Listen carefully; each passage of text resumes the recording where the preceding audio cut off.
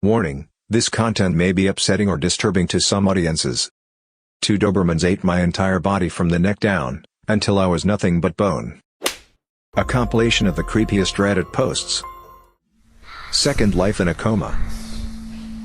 My last semester at a certain college, I was assaulted by a football player for walking where he was trying to drive. Note, he was 325 pounds, I was 120 pounds, while unconscious on the ground I lived a different life.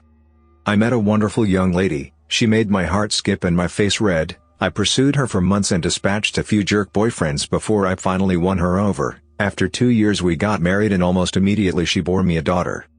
I had a great job and my wife didn't have to work outside of the house. When my daughter was 2, my wife, bore me a son. My son was the joy of my life. I would walk into his room every morning before I left for work and doted on him and my daughter. One day while sitting on the couch I noticed that the perspective of the lamp was odd, like inverted. It was still in 3D but just wrong. It was a square lamp base, red with gold trim on 4 legs and a white square shade. I was transfixed, I couldn't look away from it. I stayed up all night staring at it. The next morning I didn't go to work, something was just not right about that lamp. I stopped eating, I left the couch only to use the bathroom at first, soon I stopped that too as I wasn't eating or drinking. I stared at the lamp for 3 days before my wife got really worried. She had someone come and try to talk to me. By this time my cognizance was breaking up and my wife was freaking out. She took the kids to her mother's house just before I had my epiphany. The lamp is not real. The house is not real, my wife, my kids. None of that is real. The last 10 years of my life are not real. The lamp started to grow wider and deeper, it was still inverted dimensions, it took up my entire perspective and all I could see was red. I heard voices, screams, all kinds of weird noises and I became aware of pain. A ton of pain. The first words I said were "I'm missing teeth" and opened my eyes. I was laying on my back on the sidewalk surrounded by people that I didn't know, lots were freaking out, I was completely confused. At some point a cop scooped me up, dragged and walked me across the sidewalk and grass and threw me face down in the back of a cop car. I was still confused. I was taken to the hospital by the cop, seems he didn't want to wait for the ambulance to arrive, and give CT scans and other tests. I went through about 3 years of horrid depression. I was grieving the loss of my wife and children and dealing with the knowledge that they never existed. I was scared that I was going insane as I would cry myself to sleep hoping I would see her in my dreams. I never have, but sometimes I see my son, usually just a glimpse out of my peripheral vision. He is perpetually 5 years old and I can never hear what he says. Schizophrenic hallucination. A demon appeared on a door on my balcony and said, "You can't help me, no one can help me." When I went inside it moved up the wall onto the ceiling and said that it was coming back in 2 minutes to take me to hell. I started feeling a pulsing move up my left arm which led me to think I was going to have a heart attack. It came back and I was so scared that I ran out of my apartment. What followed was a situation that lasted in real life only about 2 days, but the timeline in the delusion lasted 6 months. At some point during the night the cops tased me about 10 miles from the house and my heart ended up stopping. In the delusion the demon had captured me and taken me to hell where I was chained and being forced to smash my head into a glass wall. In real life I was in someone's backyard trying to bash my head through their sliding glass door. Apparently the owner of the house tried to shoot me with a shotgun but missed. At some point I was too tired in the delusion, and fell to the ground. The demon continually told me that this was only going to get worse if I didn't continue. I had no energy so I gave up. 2 zombie-looking Dobermans came and ate my entire body from the neck down until I was nothing but bone. I watched my muscles and skin slowly grow back until I was whole and was told to continue smashing the window with my head. The window broke and I fell onto the bottom pane which cut me in half. I immediately was transported into a room that was unbearably hot. Each breath I took was a gasp and I couldn't get any air. There was someone in front of me holding a glass of water with condensation on it, but I only had enough strength to barely crawl towards it. Every time I got close enough to touch the glass the person took a step back. There was a clock on the wall and I watched 6 months go by. The only thought I had for this entire delusion was I am never getting out of here. No thoughts of my family or the past, just endless despair about never getting out. Eventually I got close enough and when my fingers touched the glass I was transported to another place. It was a void where there stood a massive black dragon with bright green eyes. The undersides of his wings were the same bright green. He moved his head towards me, which was about 3 times the size of my entire body, and whispered, "It is only going to get worse from here." Then he spewed a black smoke from his nostrils that entered my ear. The next thing I experienced can only be described like this: imagine having 5,000 copies of yourself that are all having the most intense mind-splitting migraine that you could never imagine. But all those minds are happening inside of your mind. I lost all sense of existence in the pain. Then I was in space staring at the earth, and in my own voice I heard the words, "You created all of this." Then I woke up and was strapped into a hospital bed in the ICU. I looked like someone had dragged me behind a car naked, just covered in gashes and wounds. For a long time I was completely traumatized, but those last words actually have changed my entire life. I know now that my entire reality is created by my mind, and knowing that I no longer fear anything. I think that when people die they release a huge amount of DMT, which causes a time-dilated dream state. Depending on what you were thinking before death, in my case going to hell, that is exactly what happens. From the time I saw the demon to when I woke up only 2 days went by, but I was in hell for 6 months. I have one more story that happened more recently, and I'll put it here if anyone wants to hear it. The first instance was pretty hard to get past. I actually just tried to push it out of my mind for a while until eventually my ex said something that made me want to look into it. She said to me, "Swindlers, you never seem happy, you always just seem like you're trying to survive." That hit something in me, so I decided to start looking back into what happened, and did some research on near-death experiences. Come to find out only about 5% of them are hell experiences. I thought that was odd, so I looked up an NDE support group. 1 week before I went to that group, I had the second experience. I've learned since that what I attempt to understand I give value to, and therefore energy which is capable of manifestation. Now I just try to hold as little weight to it as I can, and hopefully one day I'll be able to have a normal life and relationship again. The cheating wife. I'm having a hard time coping with my wife having cheated on me with our neighbor. It has been 476 days since I confronted her about it. How do I know? Because every time I catch myself thinking about it I tell myself, it's only been X days, maybe you won't think about it tomorrow. So to go back to the beginning, I had just taken on a new project and new responsibilities at work. I was working a lot of hours, 60 plus per week, and was noticeably stressed. It was in May of 2015 that I noticed that she had added a password to her phone. When confronted about it, she told me it was because she was planning my Father's Day present and didn't want me to ruin the surprise. About a week later she came to me and told me that she felt guilty keeping a big secret from me, and told me that she was having our neighbor, a contractor, build a home office for me as my present. It struck me as odd, as in our 6 years together she has never said she felt guilty about anything, and always insists that she never regrets anything in her life. Time goes on, her phone is still password protected, and things don't feel right. I see her using her phone and smiling to herself more and more often. But when I ask her what she is doing she says nothing and puts her phone away. So one morning I wait for her to get in the shower and I grab her phone before it requires the password.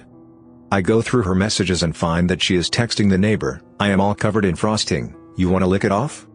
There were no other messages to the neighbor, but I found out later that was because she had set up her phone to delete messages after a certain amount of time. I felt uncomfortable with it, but I knew she had a perverted sense of humor and I thought she would never do anything to hurt me. More time goes by and the neighbor is spending more and more time at our house, but the office is being completed slower and slower. I can't help but worry that something isn't right, so I start checking her location using Google Timeline. It was at this point that I realized that there are large gaps in her GPS history because she was turning off her phone's GPS. Fast forward to July, and at this point the paranoia is driving me nuts, so I tell her that I need to install new antivirus on her phone. While she has it unlocked for me, I install anti-theft software so I can remotely turn the GPS back on, and set up AT&T message backup and restore, so I can read all of her text messages from that point on my computer. The next day my mother asks to spend time with my 2 kids, so my wife drops them off with her and has the day to herself. I watch my wife's activity from work as she spends the day trying to meet up with the neighbor but is unsuccessful because he is busy with another job site. That night we get the kids back from my mom's house and we go out to dinner with the neighbor, his girlfriend, and his son. My wife and his girlfriend are having a good time drinking, laughing, and just joking around. His girlfriend mentions that she would like to see Magic Mike XXL. I say it's a good idea, I'll watch the kids so my wife and her can go. So my wife and her go and the neighbor and I go back to my house so the kids can play video games together. The kids are back in my son's room playing games and the neighbor is sitting across from me on the other couch. It is at this point that my wife starts texting him. She is describing sex acts she would like to perform with him and he is reciprocating. She tells him to check his Snapchat and at the same time I get a Snapchat from her too and it is her fingering herself in a bathroom stall. They keep talking, trying to figure out when they can meet up and have sex. They decide on Monday morning after I go to work. So in my head I had already planned to pretend to leave and circle back to catch them. But then they tell each other that they love each other and it is all I can do to not leap off the couch and knock him out. But I contain myself and continue reading the conversation unfolding in front of me. Then he tells her, "You're my girl now," to which she replies, "Always have been," ending with him writing, "and always will be." My wife and the neighbor's girlfriend return from the movie and I ask them, politely, to sit down. I then ask the kids to stay in my son's room and shut the door. I return to the living room and confront my wife and the neighbor. I say, "So you two love each other, huh?" My wife goes into full-blown denial mode and the neighbor's girlfriend starts smacking him. I ask my wife if she has been texting him. She says no. So I show her the text messages. She admits to it but says it was the first time it had gone that far. I ask my wife if she has sent him pictures. She says no. So I show her the picture. She admits it but says it was the first time. I ask her if she is having sex with him and she says no. Because I didn't wait to catch them having sex together, I didn't have evidence to prove her wrong, so that one stayed unresolved. I tell her that I am leaving her. She tells me that she will make sure I never see my kids again if I do. She planned on using the fact that I had attempted suicide in high school to prove me unfit to have the children. She continues to say that it was my fault for being so busy with work and stressed out, that she just wanted someone she could talk to. Then she gives me an ultimatum to decide what I'm going to do or she will decide for me. The neighbor's girlfriend starts defending the two of them, saying that it couldn't have been serious if they weren't having sex and that my wife and I are too perfect together to let this break us up. The neighbors go home and my wife and I argue for the rest of the night about what we are going to do. We go to bed separately, having not resolved anything. We keep going back and forth on the subject all weekend and finally settle on we were going to separate temporarily while we figure out what we want. I was going to stay in the house and she was going to take the kids and go to her mom's house. That Monday I go to work and I get text from her in the middle of a meeting with my bosses stating that she had explained things to our kids, but that they were upset and I need to explain it to them also. I get home from work to find my kids crying.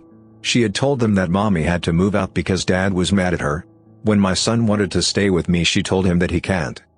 My son put it together that if mommy has to move out because I'm mad at her and he must move out, then I must have been mad at him too. My daughter was crying because my son was. I don't think she was old enough to understand what was happening.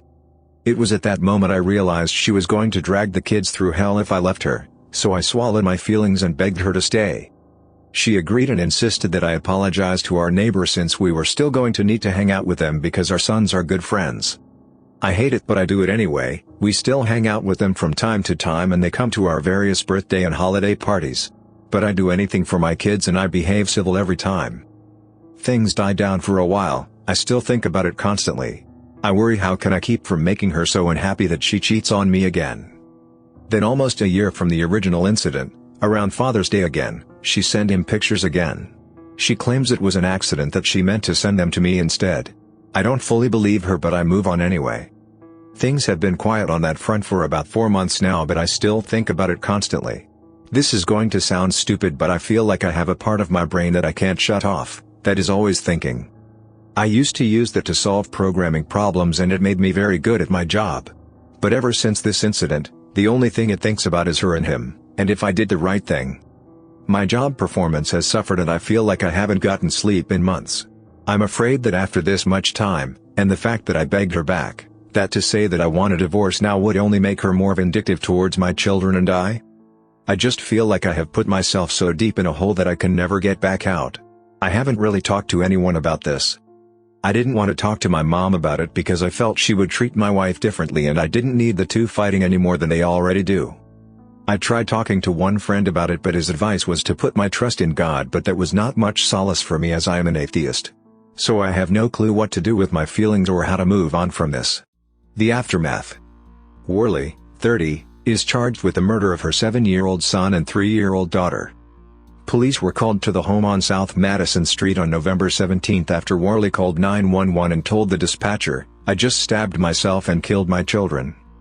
According to the documents, Worley told police her husband was divorcing her and going to take the children. She said, "I did not want him taking them, so I stabbed them." Worley's husband filed for divorce on Wednesday. Worley used a knife to kill Tyler, 7, and Charlie, 3, according to court documents. Both children were found inside the girls' bedroom with stab wounds to their neck. Police found a Cobber-style combat knife on the floor of the room. Brandy Worley told police, "I did not want him to take my kids, I just wanted to die with them." Brandy's husband, Jason, was awakened by Brandy's mother screaming, and when he walked upstairs he told police that Brandy said to him, "Now you can't take the kids from me." Autopsies were performed on the children at Terre Haute Regional Hospital. The coroner determined the cause of death for each child was stab wounds to the neck. The Whistler. I've been waiting a long time to tell Reddit the full story of the Whistler. This story requires many details, but it is unexplainable, creepy, and 100% true. I also have video evidence. When I was about 8 years old, I was taking my dog for a walk through the neighborhood with my mom. It was maybe 11 p.m. We live next to a swamp and woods area on the edge of our neighborhood in Lansing, Michigan. I remember it being very silent and slightly windy. From down in the swamp we heard somebody whistling at us. It sounded sort of like a bird, but each whistle was different enough where the lack of consistency made it human-like. The whistle sounded higher, then lower. I can't really describe it. My mom had a concerned, slightly terrified look on her face and grabbed my hand and said that we should go inside quickly. I didn't understand because I was too young, but seeing my mom freak out made me freak out too. After a while, though, I kind of forgot about it. 2 years later, I was taking my dog out again, late at night.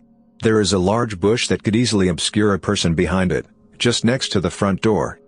As I was finishing the walk, the whistling noise started again, same pitches, same inconsistent, human-like tones. As soon as I heard it, a chill went down my spine as I remembered exactly the feeling of seeing my mom, terrified, looking down into the swamp at something I couldn't see. Maybe she couldn't either. I ran inside as fast as possible. Years went by and I thought about it less and less. I told only a handful of people, and eventually it slipped from my mind. Fast forward to last summer, I'm 24, started dating my girl Sarah. We moved out to South Dakota for work. For Independence Day, we decided to go to Pierre, South Dakota and watch the fireworks along the bank of the Missouri River. There was a free camping spot behind a hospital where you could pitch your tent, hang out, and see the fireworks up the river. We were near the end of the campground and there were very few people around us. As it was getting dark, the fireworks began. They were pretty far away, so the illumination they brought was very little. Thus, we had to sit right at the edge of the river to be able to see them. A huge thunderhead was moving in and a storm was imminent, so the air seemed electric and the wind was picking up. The atmosphere was eerie to say the least. The police boats herded all the other boats off of the river and had left our area to do that elsewhere. Most of the other campers walked up the river to have a better view of the fireworks, but Sarah and I stayed back and were drinking PBR Tallboys and kicking it. Suddenly, we heard the sound of a paddle methodically dipping into the water. We saw a figure steering a canoe about 20 meters offshore. Sarah decided to go get more beers from the car, leaving me alone to stare at this mystery person. And then, of course, they whistled at me. My entire body was frozen and covered in goosebumps.